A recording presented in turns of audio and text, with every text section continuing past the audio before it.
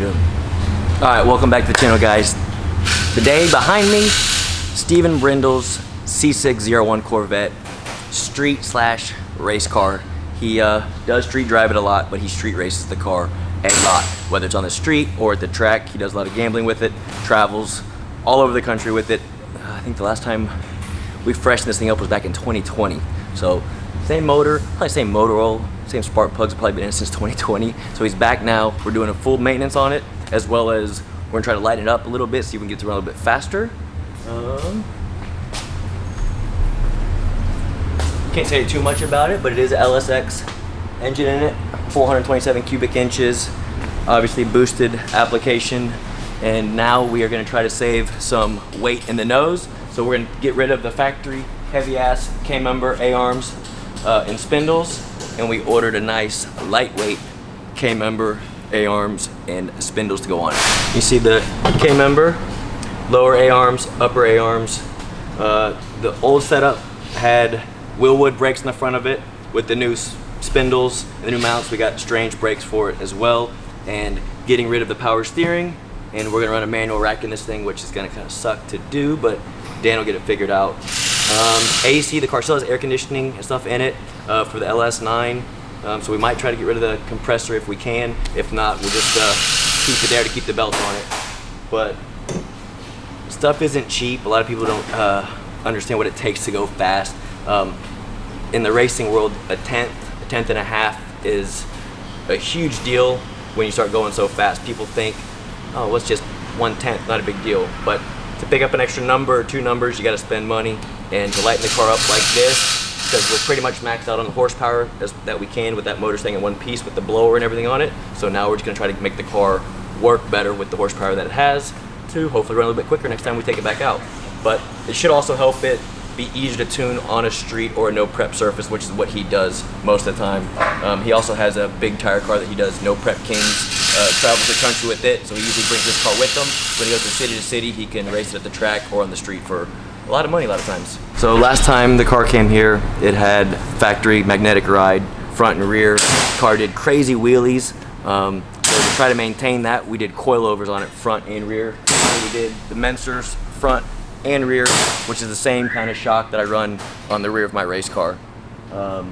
We can adjust, obviously, compression, extension, and also travel is a big thing when it comes to street cars and getting them down a crappy surface, I'll say. So this will keep the front end on the ground and also let us fine tune it on different tracks and different streets.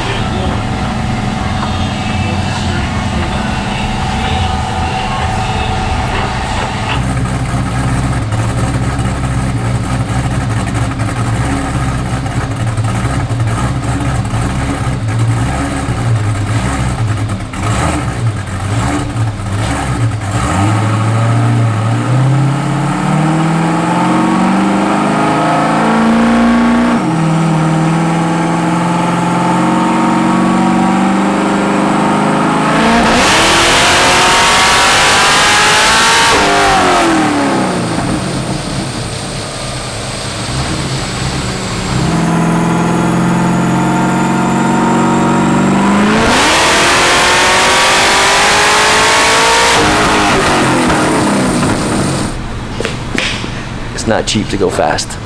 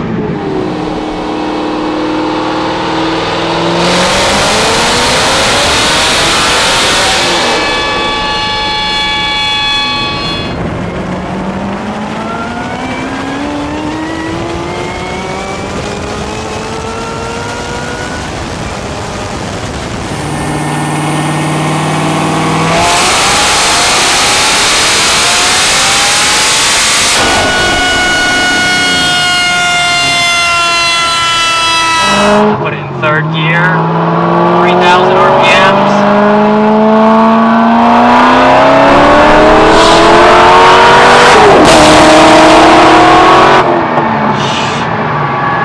It gets to 130 very quickly. Holy crap.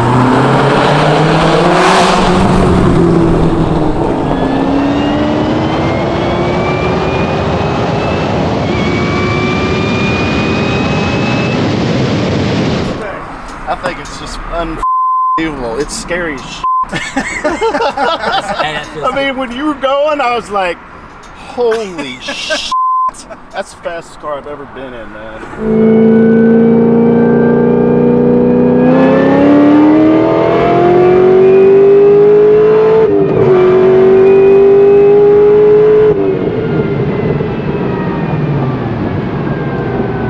Bro, I've never felt anything like that. I am not sure.